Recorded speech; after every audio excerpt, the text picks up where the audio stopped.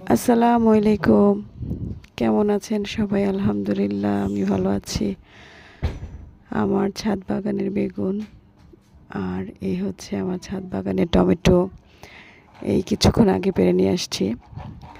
বহুদিনের যে শখ ছিল যেন ছাদে বাগান করব, আলহামদুলিল্লাহ করতে পেরেছি হাজব্যান্ড ওয়াইফ মিলে। তবে আমার থেকে ওই বেশি পরিশ্রম করে।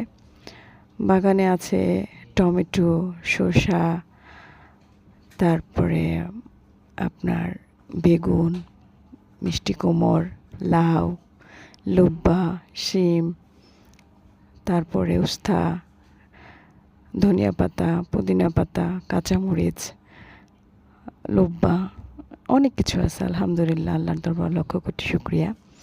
এ পর্যন্ত 2 মাসে 3 মাসে বেগুন কিনে খেতে হয় নাই। প্রতিদিনই প্রায় আধা কেজি 1 কেজির মতো পারি। আলহামদুলিল্লাহ, মাশাআল্লাহ বলতে ভুলবেন না।